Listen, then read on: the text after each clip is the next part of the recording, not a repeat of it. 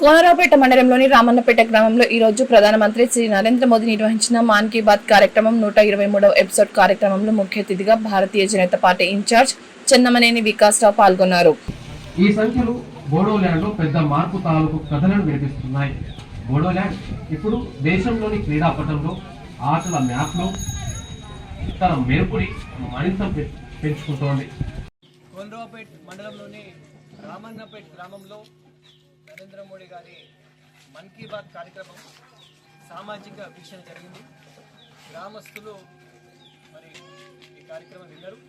ముఖ్యంగా నరేంద్ర మోడీ గారు ఈ కార్యక్రమం ప్రభుత్వ పథకాలు, సంక్షేమ కార్యక్రమాలు గురించి ప్రజలను చైతన్యపరచడం, అదే కాకుండా ప్రజల భాగస్వామ్యం.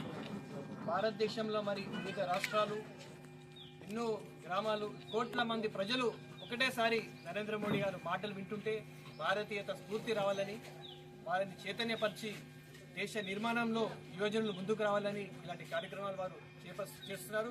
సాధారణంగా మనకు సండే అంటే అందరికీ హాలిడే, పిల్లలకు స్కూల్ ఉండదు, మరి ఉద్యోగాలు చేసుకునే వాళ్ళకు, బిజినెస్ వాళ్ళందరికీ మరి సండే అంటే వాళ్ళ కుటుంబ సభ్యులతో గడుపుతారు. కానీ నరేంద్ర మోడీ గారికి కుటుంబం లేదు, దేశ ప్రజలంతా వారి కుటుంబమే. కాబట్టి సండే రోజు కూడా, ఆదివారం కూడా ప్రజలకు ఏదో ఒక పని చేయాలని ఈ కార్యక్రమం చేస్తుందంటే నరేంద్ర మోడీ గారి కర్తవ్య నిష్ట. మరి దేశం కోసం ఎన్నో త్యాగాలు చేస్తున్నారు. క్రమశిక్షణ గురించి కూడా మనం నరేంద్ర మోడీ గారి గురించి నేర్చుకోవాలి.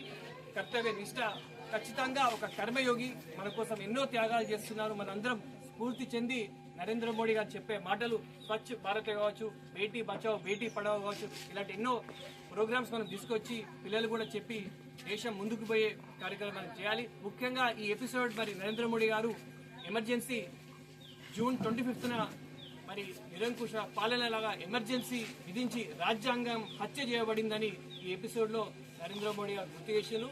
మరి మనం గుర్తుంచుకోవాలి, రాజ్యాంగాన్ని అంబేద్కర్ బాటలో నడిపించే దానికి మనం కృషి చేయాలి.